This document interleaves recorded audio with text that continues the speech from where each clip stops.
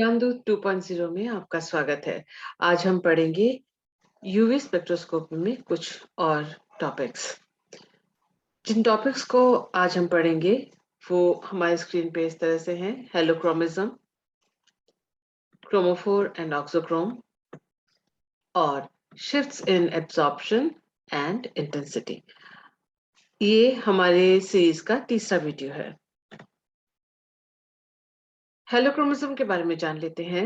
हेलोक्रोमिज्म तब होता है जब कोई यौगिक अलग अलग पीएच में अलग अलग कलर प्रदर्शित करता है, अलग अलग रंग प्रदर्शित करता है। ऐसा इसलिए होता है क्योंकि अलग पीएच में यौगिक का जो स्ट्रक्चर है, उसकी संरचना वो अलग हो जाती है। इसका बेहतरीन एग्जाम्पल है फिनोफ्थलीन, जो कि हम एसिड बेस टाइट्रेशन में इंडिकेटर के रूप में या सूचक के रूप में इसका इस्तेमाल करते हैं।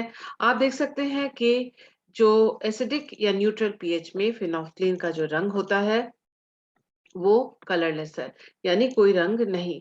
यानी यूवी विजिबल रेंज में वो पीएच जब एसिडिक होता है, एसिडिक पीएच में वो कलर या लाइट एब्सॉर्ब नहीं करता। लेकिन यही फिनोफ्थलीन जब बेसिक मीडियम में रखा जाता है तब उसका रंग हो जाता है पिंक या गुलाबी। यानी बेसिक मीडियम में वह यूवी विजिबल रेंज से लाइट को एब्सॉर्ब करता है। ऐसा क्यों होता है? क्योंकि इसकी संरचना एसिडिक और बेसिक पीएच में एक दूसरे से अलग होती है। एसिडिक पीएच में या न्यूट्रल पीएच में इसकी संरचना यहाँ दिखाई गई है। जैसा कि आप देख सकते हैं कि इसमें तीन बेंजीन रिंग्स हैं और तीन बेंजीन रिंग में ये इनके जो तल हैं एक दूसरे से अलग है। ये अगर तल पर है, ये तल से ऊपर है और ये तल से नीचे है। इसके साथ ही एक और चीज यहाँ पर आप नोट करें कि एसिडिक या न्यूट्रल पीएच में जो ये डबल बॉन्ड्स हैं बेंजीन रिंग के, वो एक दूसरे से दो सिंगल बॉन्ड की दूरी में है। यानी इसके जो डबल बॉन्ड्स हैं इसके साथ संयुग्मन में नहीं है या इसके साथ संयुग्मन में नहीं है। इसके अलावा इसमें क्रॉस कॉन्जुगेशन या एक बेंजीन रिंग से दूसरे बेंजीन रिंग तक इलेक्ट्रॉन्स का विस्थापन रेजोनेंस के द्वारा नहीं हो सकता। वो इसलिए क्योंकि न तो ये रिंग समतलीय या कोप्लानर है और ना ही ये जो डबल बॉन्ड्स हैं वो संयुग्मन में है या कॉन्जुगेशन में है, क्योंकि इनके बीच में दो सिंगल बॉन्ड की दूरी है। अब आप यहाँ पर देखिए इस संरचना की ओर, जिसमें जो पिंक कलर दे सकता है वो बेसिक पीएच में दो रिंग्स जो हैं वो आपस में कॉन्जुगेशन में है। किस प्रकार से? ये देखिए डबल बॉन्ड के बाद ये सिंगल बॉन्ड और फिर ये डबल बॉन्ड। यानी पाई इलेक्ट्रॉन्स का जो रेजोनेंस या विस्थापन हो सकता है वो एक रिंग से इस रिंग तक या इस रिंग से इस रिंग तक आराम से रेजोनेंस के द्वारा, अनुनाद के द्वारा हो सकता है, क्योंकि यहाँ पर सभी बॉन्ड जो हैं वो संयुग्मन या कॉन्जुगेशन में है और ये दोनों रिंग्स प्लानर है, इसलिए रेजोनेंस संभव है और ये स्टेबल कंपाउंड है। स्टेबल होने से ही जो लोअर एनर्जी लेवल और upper molecular orbital energy level, electronic level जो है, उन दोनों के बीच की दूरी घट जाती है और पाई से पाई एस्टेरिस्क ट्रांजिशन और एन से पाई एस्टेरिस्क ट्रांजिशन इसमें आसानी से हो सकता है, कम ऊर्जा लिए हुए। जो ऊर्जा की उसको यूवी विजिबल रेंज में आसानी से उपलब्ध हो जाती है। यही कारण है कि फिनोफ्थलीन जो है वह बेसिक मीडियम में पिंक कलर, जो कि दृश्य क्षेत्र में या विजिबल रेंज में आता है, उसको अवशोषित कर हमको ये पिंक कलर प्रदान करता है। तो ये प्रक्रिया जो है वो हेलोक्रोमिज्म कहलाती है। अब हम जानते हैं क्रोमोफोर के बारे में। क्रोमोफोर 1876 में ऑटो एनविट के द्वारा दिया गया था और साथ ही ऑक्सोक्रोम भी उन्होंने शब्द दिया था। क्रोमोफोर जो है वह एक ऐसा समूह है जो मॉलिक्यूल के साथ कोवेलेंटली बॉन्डेड है और ये यूवी विजिबल रेंज में लाइट को एब्जॉर्ब करता है।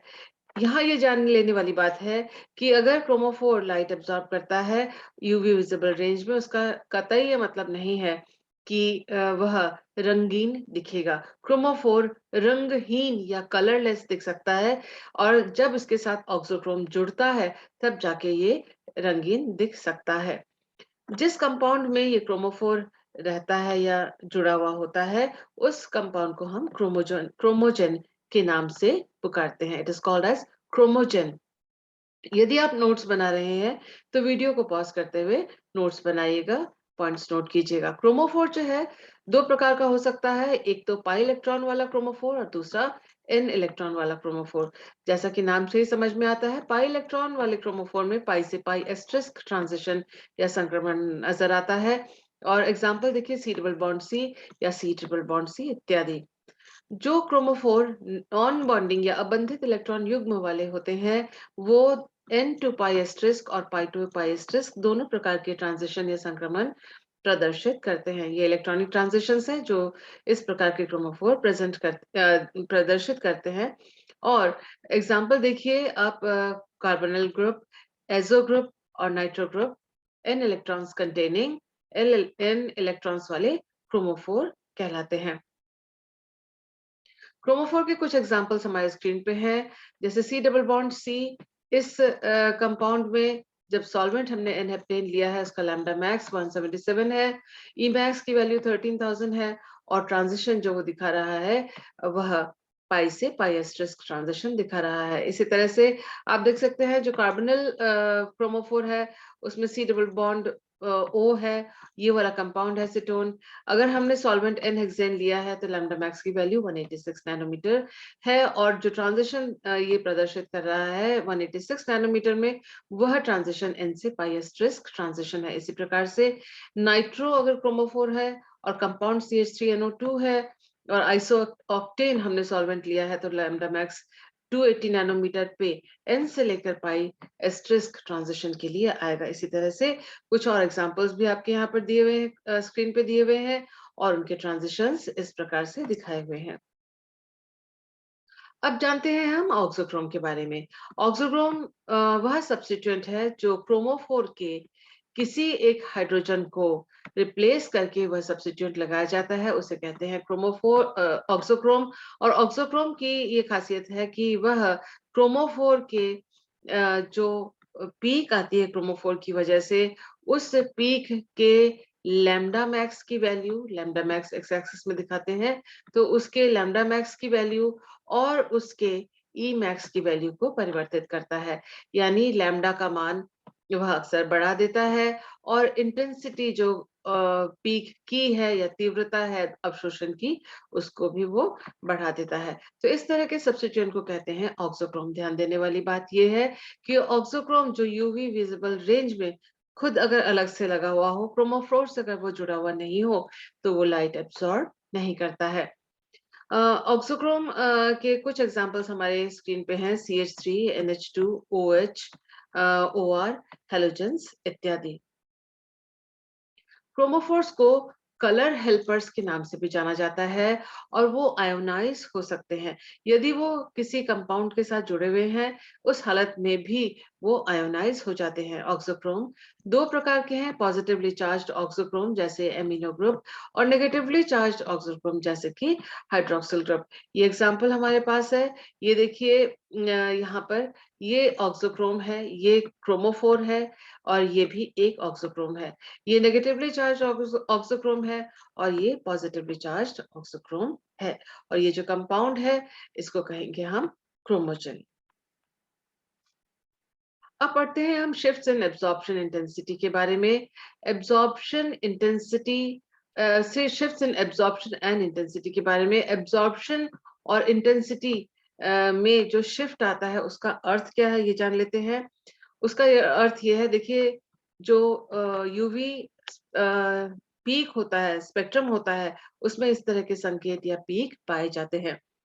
तो इस संकेत में यहाँ पर जो ग्राफ बना हुआ है वो है ये लैम्डा और ये जो वाई एक्सिस है वह है absorption coefficient, extinction coefficient, absorptivity या अवशोषण की तीव्रता।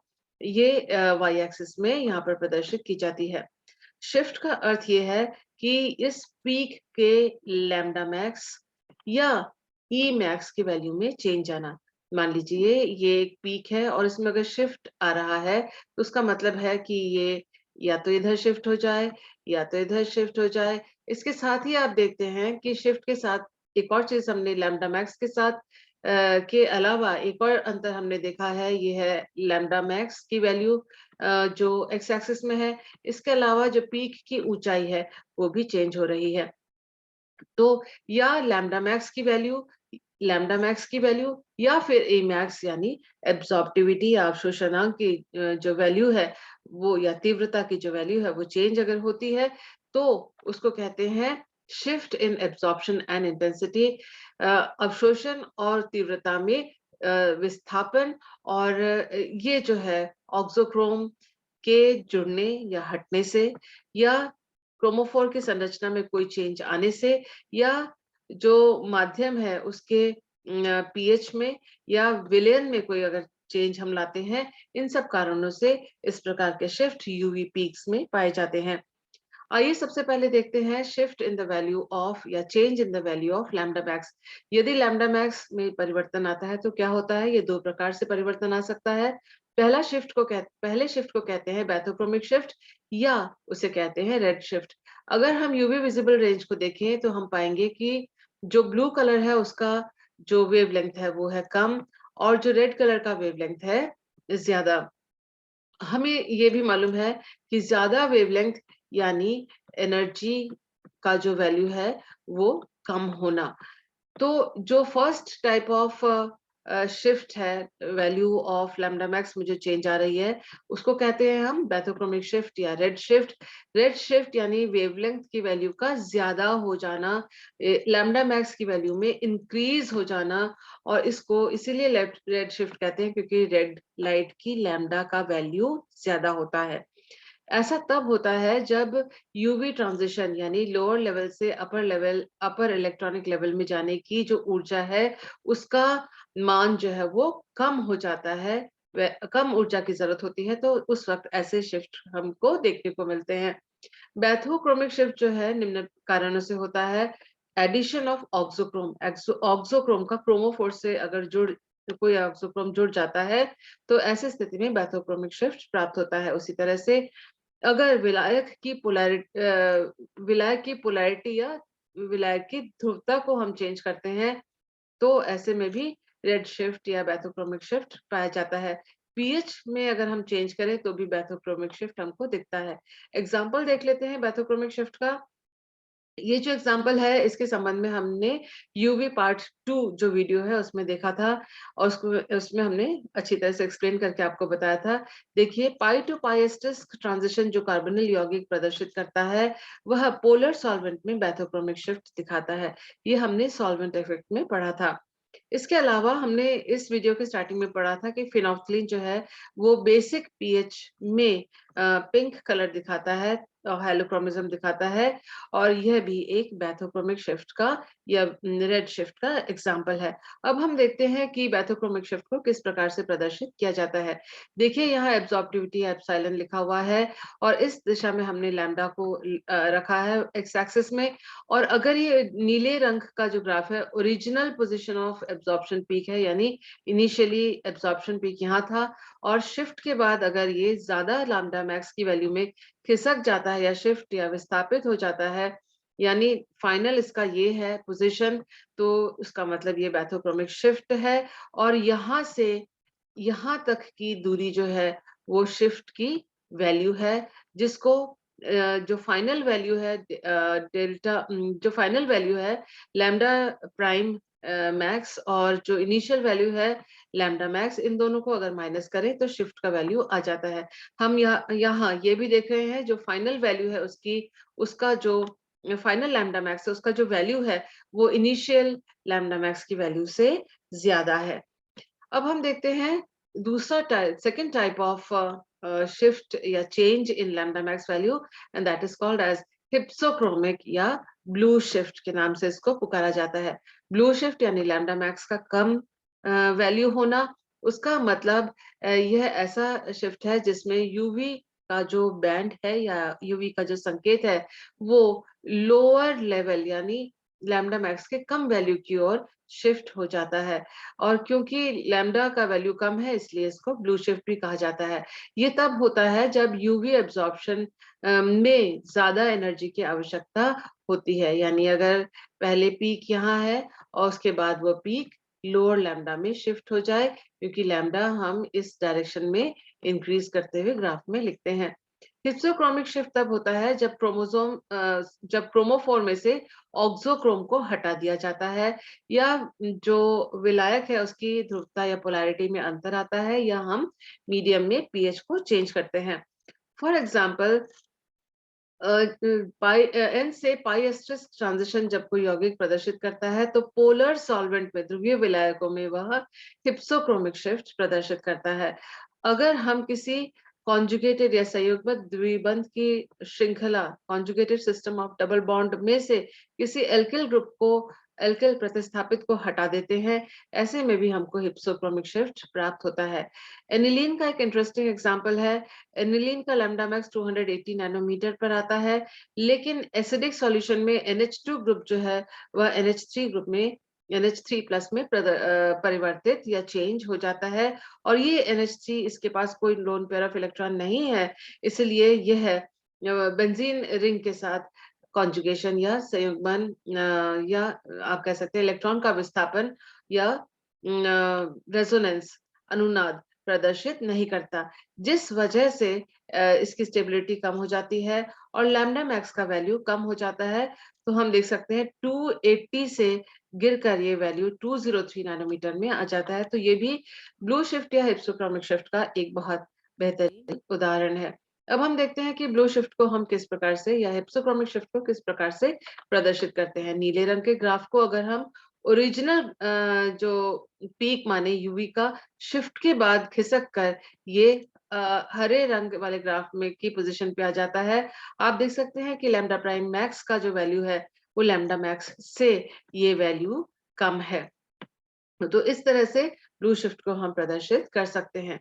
अब हम आते हैं एक दूसरे प्रकार का शिफ्ट देखने के लिए, shift in the value of epsilon max, या shift in the value of intensity, यानी तीव्रता में कमी, या तीव्रता की वैल्यू का बढ़ना, यानी तीव्रता के वैल्यू में विस्थापन या शिफ्ट या परिवर्तन। ये दो प्रकार का हो सकता है। पहला प्रकार हमने यहाँ देखा, हाइपरक्रोमिक शिफ्ट, जैसा कि नाम से हमें मालूम है, हाइपर यानी ज्यादा, हाइपरक्रोमिक शिफ्ट यानी ई मैक्स की वैल्यू में आधिक्य आना, या ई मैक्स की वैल्यू बढ़ जाना। और ये तब होता है जब हाइपरक्रोमिक शिफ्ट हमें प्राप्त होता है जब हम क्रोमोफोर में कोई ऑक्सोक्रोम ऐड कर देते हैं। ये जो शिफ्ट है तब हमें प्राप्त होता है जब किसी भी संक्रमण की प्रोबेबिलिटी या उसकी प्रायिकता जो पी के द्वारा प्रदर्शित की जाती है, वो प्रायिकता या प्रोबेबिलिटी बढ़ जाती है।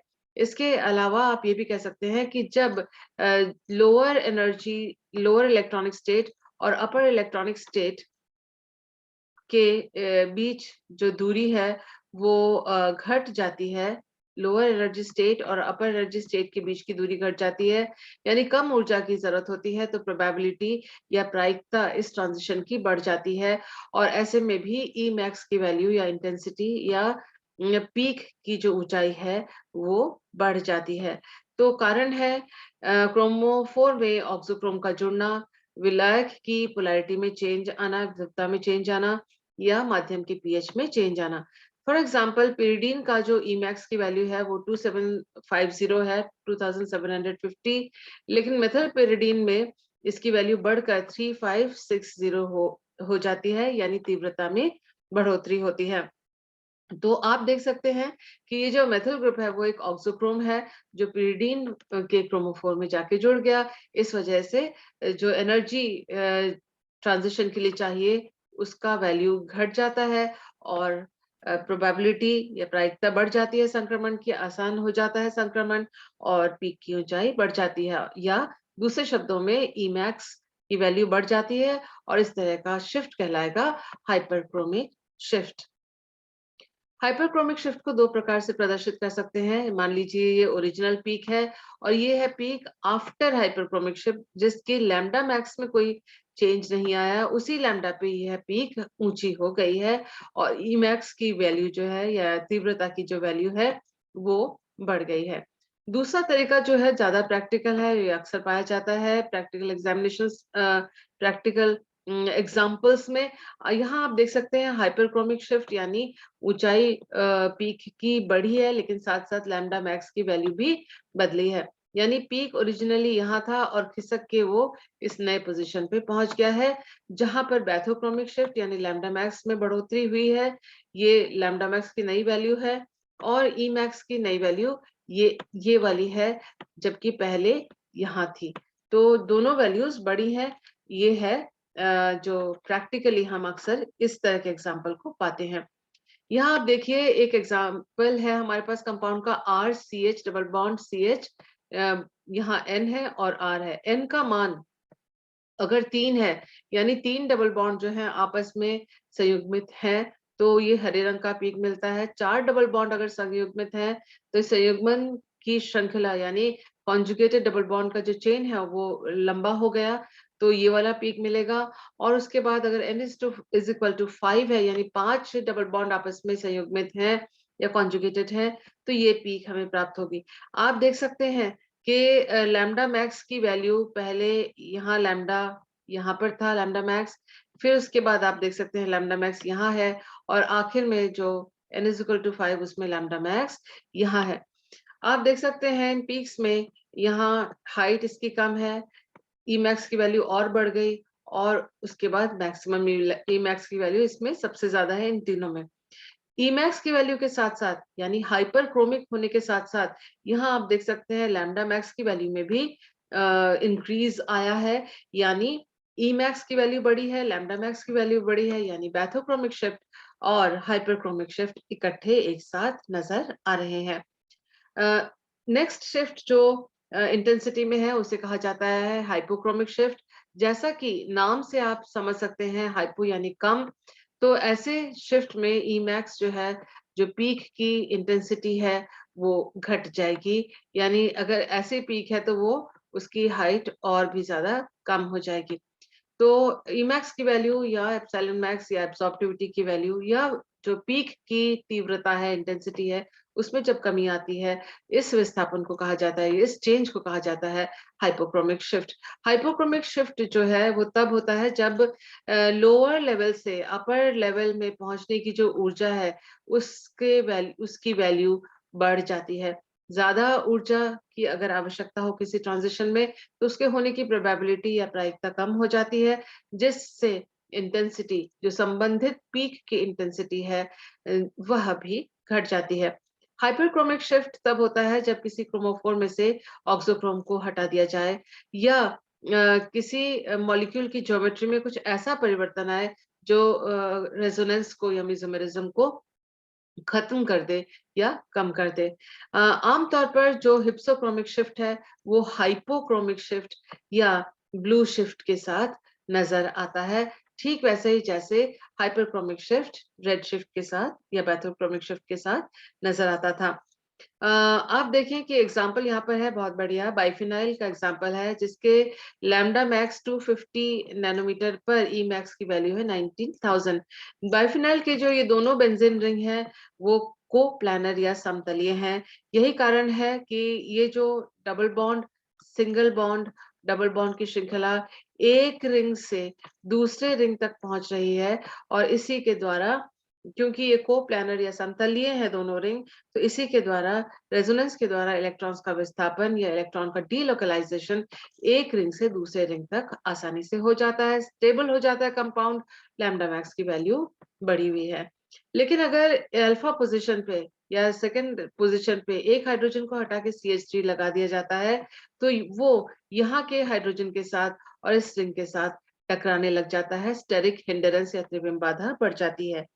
त्रिविम बाधा के बढ़ते ही मॉलिक्यूल जो है वो अनस्टेबल हो जाता है, समतलीय नहीं रह पाता है, और ये जो CC बॉन्ड है सिंगल बॉन्ड, उसमें थोड़ा सा रोटेशन करके ये तल से नीचे या तल से ऊपर इस तरह से CH3 ग्रुप अपने आप को एडजस्ट करता है, इस रिंग को ट्विस्ट करके कि त्रिविम बाधा कम हो जाए। लेकिन इसके साथ ही जैसे ही ये रिंग ट्विस्ट हो जाती है, तो जो संयुग्मन के जरिए जो रेजोनेंस होता था इस रिंग से इस रिंग तक, वह समाप्त हो जाता है या फिनिश हो जाता है, और स्टेबिलिटी घट जाती है। क्योंकि हमें मालूम है रेजोनेंस तभी पॉसिबल है जब दोनों जो पूरा स्ट्रक्चर है वो प्लैनर हो या दोनों रिंग्स कोप्लैनर या समतलीय हो। ऐसी स्थिति में जब जो इसकी समतलीयता या फिर इसकी कोप्लैनरिटी खत्म हो जाती है, तो 2 मेथिल बाइफेनाइल में रेजोनेंस कम हो जाता है, स्टेबिलिटी कम हो जाती है और उसके लैम्डा मैक्स का वैल्यू भी आप देख सकते हैं कम हो गई, क्योंकि कम लैम्डा यानी ज्यादा एनर्जी, लैम्डा मैक्स की वैल्यू में कमी आई है और आप जो इंटेंसिटी की पीक की इंटेंसिटी या तीव्रता है उसकी वैल्यू में भी कम आ गई है। तो आप देख सकते हैं कि हाइपोक्रोमिक शिफ्ट और ब्लू शिफ्ट इकट्ठे यहाँ इस बाइफिनाइल के एग्जांपल में हम पा सकते हैं। हाइपोक्रोमिक शिफ्ट को हम इस तरह से दिखा सकते हैं ऐसा कि ये ओरिजिनल पीक है, ये फाइनल पीक है, सॉरी, ये ओरिजिनल पीक है, ये फाइनल पीक है और आप देख सकते हैं इसमें लैम्डा मैक्स की कोई चेंज नहीं आई है, कोई चेंज इसमें परिवर्तन नहीं आया है लैम्डा की वैल्यू में। तो हाइपोक्रोमिक शिफ्ट हो रहा है, यानी यहाँ से पीक घट के इसमें परिवर्तित हो रहा है, ऊंचाई इसकी घट गई है, ईमैक्स की वैल्यू कम हो गई है पहले की तुलना में और यहाँ पर कोई हाइपो हिप्सोक्रोमिक शिफ्ट या ब्लू शिफ्ट इसमें नहीं हुआ है। ऐसी स्थिति कम आती है, ये वाली स्थिति ज्यादा होती है। आप देख सकते हैं कि ओरिजिनल पीक अगर ग्रीन के द्वारा दिखाया गया है, ये शिफ्ट होने के बाद लैम्डा की वैल्यू में भी चेंज आ गया है, लैम्डा की वैल्यू भी घट गई है और साथ ही आप देख सकते हैं जो इंटेंसिटी की वैल्यू वो भी अब कम हो गई है, पहले इंटेंसिटी इतनी थी। तो हाइपोक्रोमिक शिफ्ट जो है ये होना चाहिए विद, ये विदाउट नहीं है, hypochromic shift with hypsochromic shift. तो जब आप नोट्स बनाएं इस बात का ध्यान रखेंगे कि दोनों शिफ्ट अगर एक साथ हो तो ये जो पीक है ओरिजिनल यहाँ पर और फाइनल यहाँ पर आएगी जब हाइपो और हिप्सो इकट्ठे होते हैं। इन चारों शिफ्ट्स को हम इस प्रकार से दिखा सकते हैं। ये अगर यूवी पीक है, ये जो दिखाया गया है पीक, ये पीक अगर है ओरिजिनल पीक, तो इसमें हाइपोक्रोमिक शिफ्ट या जो ई मैक्स की कमी आएगी वो इस दिशा में आएगी। हाइपरक्रोमिक शिफ्ट या तीव्रता में बढ़ोतरी वो इस दिशा में होगी ऊपर की ओर, यानी ये पीक जो है हाइपरक्रोमिक शिफ्ट होने पर ऊपर की ओर चला जाएगा। और हाइपरक्रोमिक शिफ्ट होने पर और हाइपोक्रोमिक शिफ्ट होने पर वो नीचे की ओर इसकी ऊंचाई कम हो जाएगी। हिप्सोक्रोमिक शिफ्ट होने पर यह इधर की ओर खिसक जाएगा, यानी लैम्डा मैक्स की वैल्यू में कमी आ जाएगी और बैथोक्रोमिक शिफ्ट होने पर ये इस साइड शिफ्ट होगा, ये पीक, यानी ये उठकर पीक इधर की तरफ आ जाएगा। तो उसमें उसका मतलब ये है कि जो लैम्डा मैक्स की वैल्यू है वो इंक्रीज हो जाएगी। इस तरह से हम चारों शिफ्ट को इस प्रकार से इस डायग्राम में दिखा सकते हैं। जब आप नोट्स बना रहे हो तब वीडियो को पॉज करते हुए नोट्स बनाइएगा। मुझे उम्मीद है कि आज के जो कॉन्सेप्ट्स हैं आपको समझ में आए होंगे। Thank you for being with me. मैं नेक्स्ट वीडियो ला रही हूँ वुडवर्ड-फाइजर रूल के लिए। मुझे उम्मीद है आपको ये जो जानकारी है काफी इम्पोर्टेंट जानकारियां इजी लगी होंगी और आपके एग्जामिनेशन के लिए फायदेमंद होंगी। Thank you for being with me.